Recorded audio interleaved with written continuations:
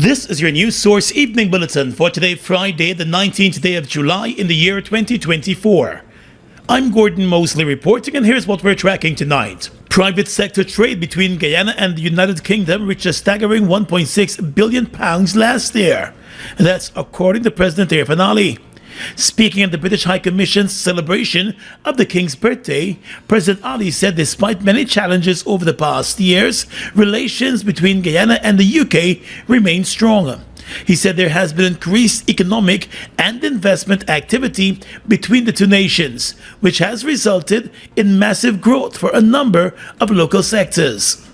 We have seen the progression in our private sector partnership, which has contributed more than £1.8 billion total in goods and services between the two countries in 2023. The commitment to economic growth and prosperity is evident. I'm encouraged by the potential for further collaboration in various sectors, including tourism, infrastructure, security, health, climate, and importantly, food security. At the level of government-to-government partnerships, the president said those relations have been bearing fruit, adding that there are a number of major projects currently on the way and many others will be financed by the British government. For the first time in the history of our country, most of the projects that are ongoing, the transformative projects, those in the pipeline, and those that are being conceptualized are done so with UK financing and UK support at the center of the conceptualization and planning phases. I look forward, therefore, for the continuous support in fostering advancement in economic growth, trade relations, and sustainable development initiatives. Meanwhile, British High Commissioner to Guyana Jane Miller noted that the United Kingdom will continue to work with Guyana to develop key sectors. She said the local UK office will be playing a more active role to facilitate additional economic activities to further solidify ties between Guyana and the UK. Underpinning everything the High Commission does here, we remain committed to advancing governance, democracy and human rights. Over the last year, the High Commission has engaged in numerous activities that have strengthened our ties and are demonstrated our unwavering support for Guyana. And it was also made clear that the UK remains firm in its support for Guyana in the ongoing border case with Venezuela. The High Commissioner said the defense apparatus of the United Kingdom is actively involved in reviewing the capabilities of the Guyana Defense Force and will be providing additional training for security officials here in Guyana. More news coming up in just a moment.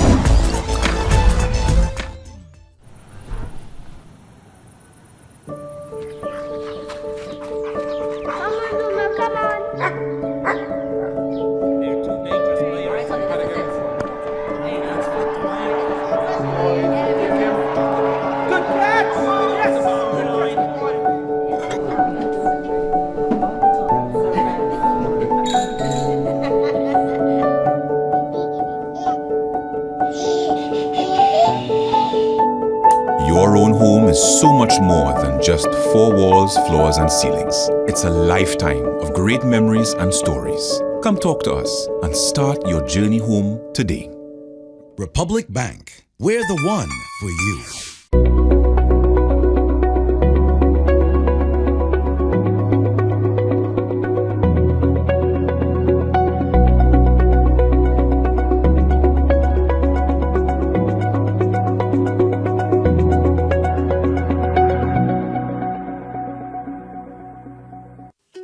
Are you looking for the best high school education at affordable fees? Then register your child today at the VYC Academy. now enrolling grades 7, 8, 9, and 10 students for the 2024-2025 academic year. VIC Academy, Achieving Academic Excellence. For more information, call us on 227-1013 or WhatsApp us at 649-1300. Calling all small to large scale businesses. The International Building Expo 2024 is coming to the National Stadium from August 8th to 11th, 2024. Whether you're a small business or a major player, there's a package for you starting as low as $20,000. Network with industry leaders, boost your brand visibility, and generate high quality sales leads. Register now at www.buildingexpo.gy. That's www.buildingexpo.gy or call 592-635-1103 or 592-635-1104. Oh no, welcome to Building Expo. Yeah. Jam, hello we jam and jam up. Hello we jam, hello we jam and jam up. Beat it like a fan.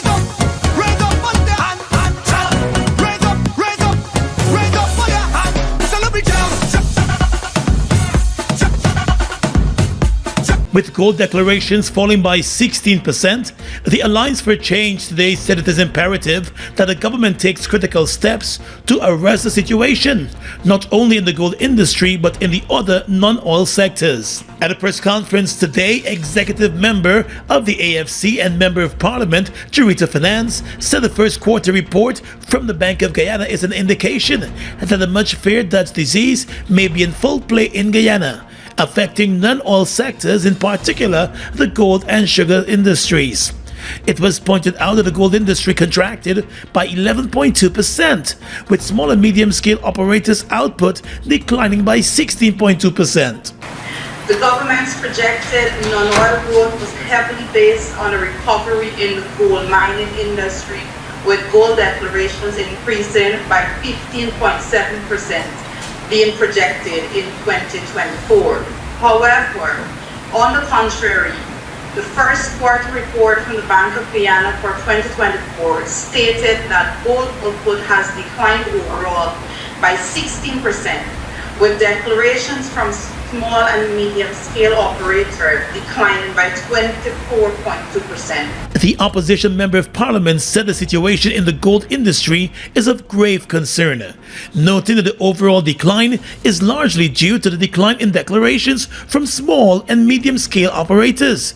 She said the government must step in and address issues facing the sector. The Alliance for Change calls on the PPP government to put immediate measures in place to aid small and medium-scale operators who are facing harsh mining situations, and more importantly, for the PPP government to put measures in place to curb illegal activities that would result in lower declarations of gold. Just last month, the U.S. Treasury Department sanctioned Guyanese billionaire Nazar Mohammed, his son Azruddin Mohammed, and their company Mohammed's Enterprise for allegedly engaging in large gold smuggling and tax evasion.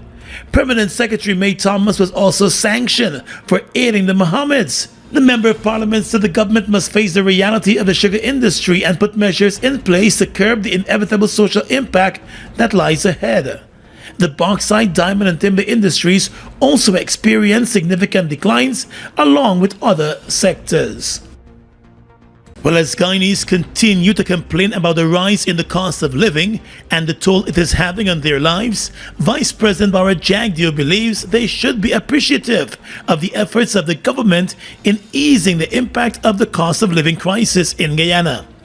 At his press conference yesterday, Mr. Jagdeo sought to compare the cost of living situation in Guyana and in the US and the response of the two governments. He said in Guyana's case, the interventions have been many and impactful, and citizens should appreciate those efforts. If anything, looking at the Republican convention and what's being said there, you should appreciate what this government has done. In 4 years, especially with 2 years lost to COVID, the first 2 years lost to COVID, and with all the inflationary pressures that are affecting a big economy like the United States of America, with a greater capacity to handle this, we in Guyana have, because of direct government policy interventions, we have kept some of the most substantial areas in cost of living increases that other countries face. We have kept them away from our people. Well, despite the interventions of the government, citizens across the country continue to gripe about increases in food prices and other items. They have been calling on the government to put more and better systems in place to ease the impact on their pockets and their lives. Mr. Jagdeo said there are some increases that simply cannot be avoided. Now, yes, it's true that food prices have moved up, and we are working to ensure a greater supply response. Because if people produce more, then the prices will come down. There are some things we can't avoid. If you import and the freight go up, and the prices internationally go up, we can't avoid that. The vice president said under the current government, more jobs have been created and more young people have been gaining access to lands to build their own homes. He said the government will continue to make interventions that will ease the global rise in the cost of living and its impact here in Guyana. Opposition leader Aubrey Norton has raised concerns over the rise in road accidents, leading to the loss of lives. At a press conference today, Mr. Norton said the frequent accidents on major roadways in the country are now a cause for concern. He said more must be done other than the launching of new campaigns. Mr. Norton called for the crafting of new policies that will not only regulate road use, but will also help with proper road construction, which should help in reducing the road accidents. This is a national crisis that requires urgent and robust government responses. We in the opposition, therefore, call on the government to at minimum take the following advice. 1.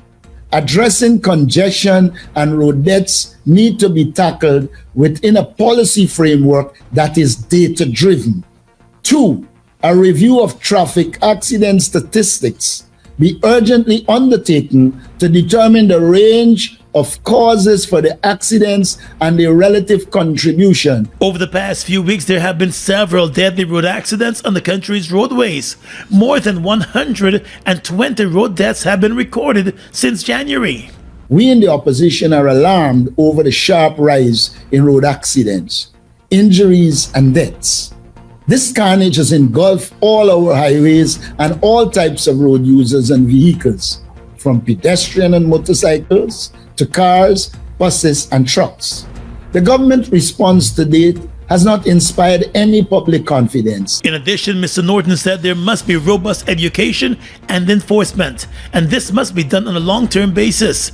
He also called for safety audits to be done on major highways and roadways. We too regularly, after accidents, become involved in a campaigns which do not last long and are ineffective.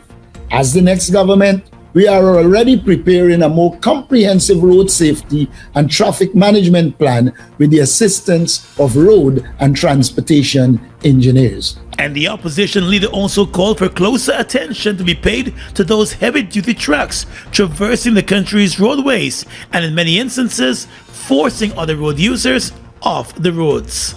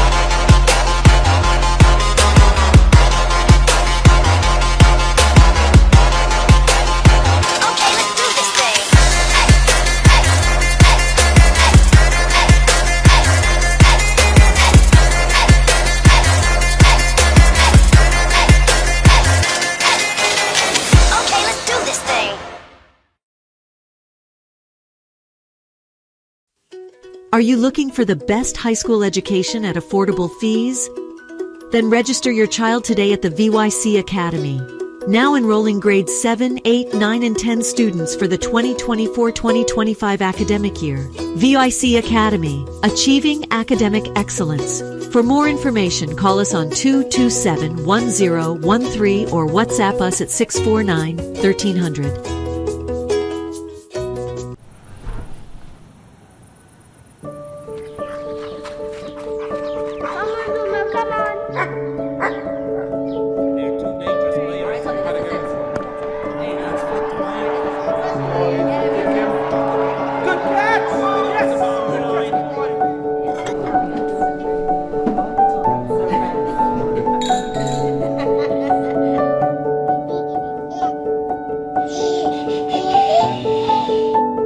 Your own home is so much more than just four walls, floors, and ceilings. It's a lifetime of great memories and stories. Come talk to us and start your journey home today. Republic Bank, we're the one for you. Buster, bust the flavors. We're full of flavors. Bust the flavors, that my crave for. We're full of flavors. Tell your neighbors about the Buster flavors. Grab a Buster flavors. Yeah, thirst buster. Grab a Buster flavor, taste the savor. Buster flavors. Buster flavors.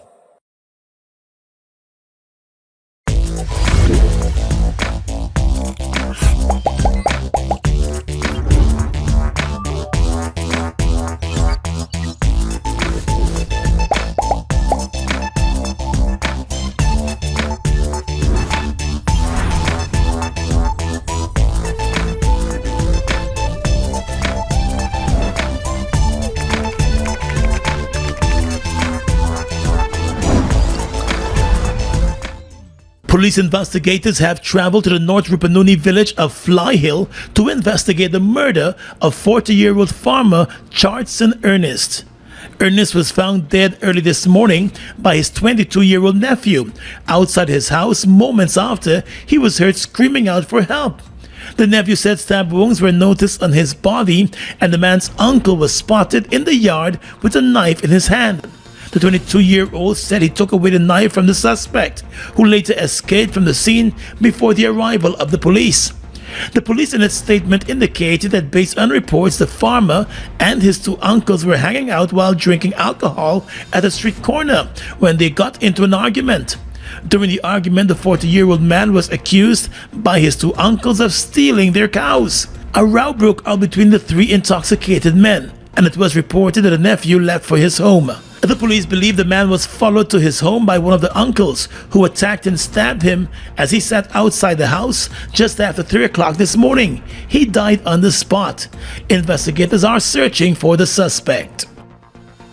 An 11-year-old Central Rupununi boy died tragically on Thursday morning when he fell from a horse and was dragged for more than 500 meters after one of his feet got hooked in a section of a rope that was around the horse's neck.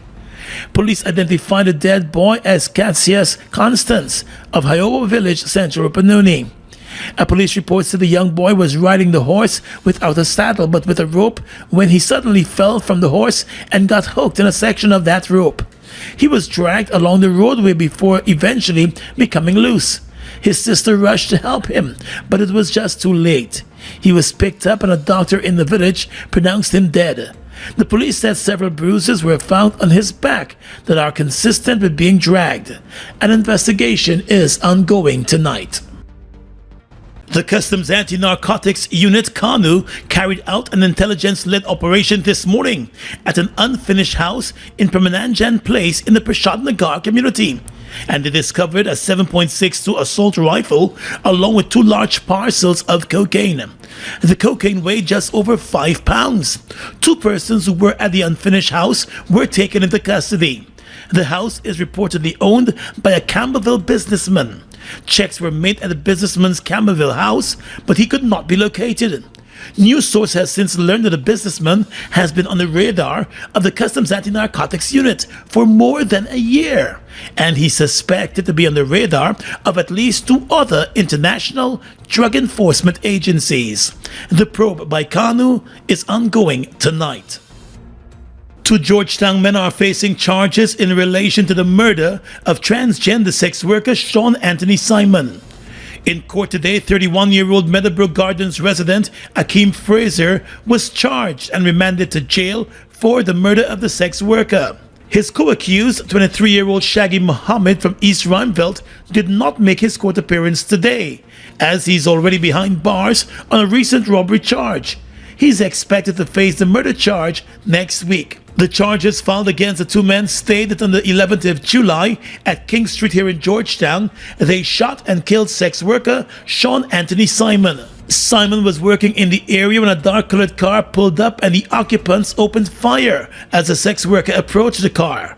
The sex worker was shot multiple times to the body.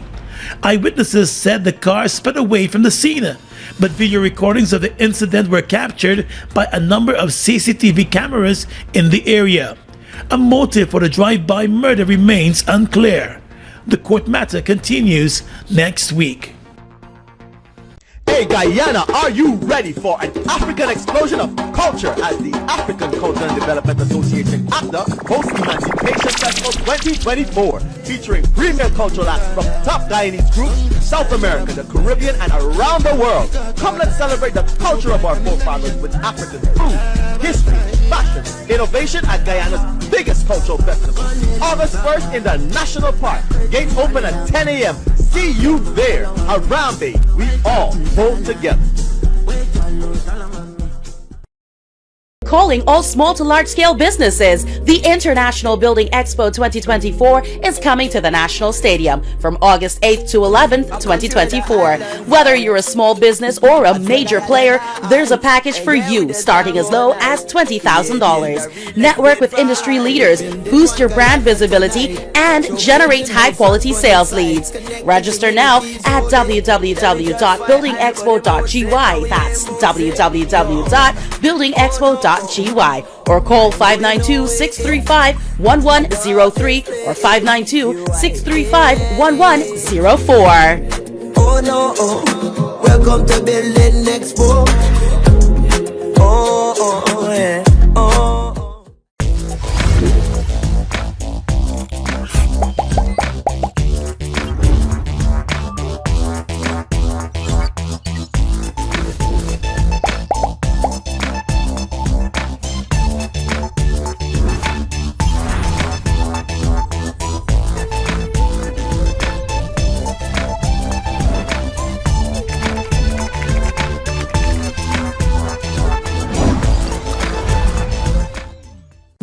Another car, or is it a house? If you're looking for sweetness to put inside a basket, I am the whole thinking market. Get ready for the 3rd edition of Blankets and Baskets on August 4, 2024. The Maltino's ground comes alive with Guyana's best entertainers and a vibe that can't be matched. Come for a chance to win numerous prizes, including the grand prize of a...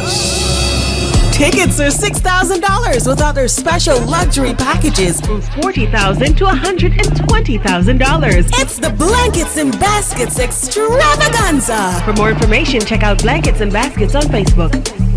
Guyana's economy is rapidly transforming, and we're all part of it.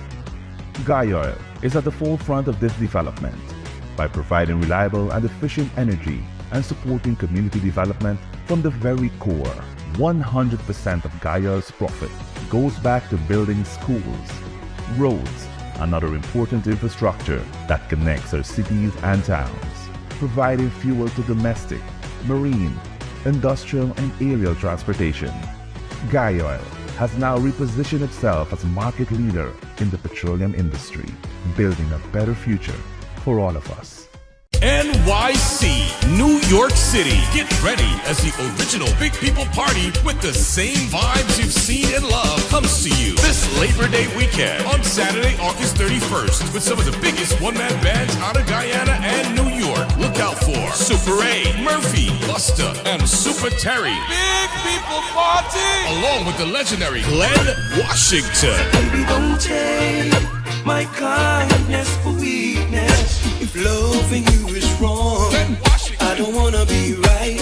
Glenn Washington and his band at Industry City, New York City. Get your super early bird general tickets at $40 and VIP access $150 all inclusive. And all are available at hjexperience.com. This event is brought to you by Hits and Jams Entertainment, Marvelous Entertainment, and GD Events. It's the original Big People Party at Industry City, New York City on Saturday, August 31st. The big and proper edition.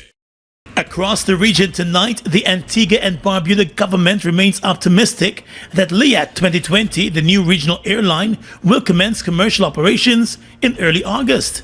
However, the administration is still awaiting a response from the Barbados-based Caribbean Development Bank regarding its proposal.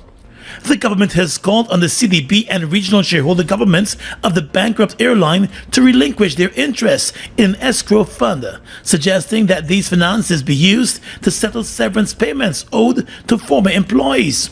The shareholder governments of the former airline include Antigua and Barbuda, Barbados, Dominica, and St. Vincent and the Grenadines.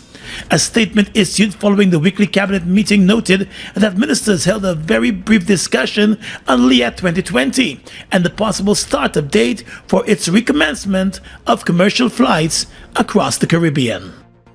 The Royal Bahamas Defense Force, acting on intelligence provided by the U.S. Coast Guard, has suspended the search for a vessel that may have departed Abaco on the 4th of July with approximately 60 migrants on board en route to Florida. The vessel last reported experiencing engine issues at around 11 o'clock in the night on the 4th of July.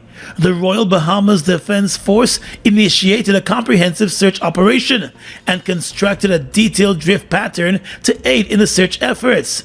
The U.S. Coast Guard conducted 2 search and rescue flights on the 7th of July and the 8th of July in support of the Royal Bahamas Defense Force-led operation. Despite those extensive aerial searches, no signs of the vessel or its passengers were found.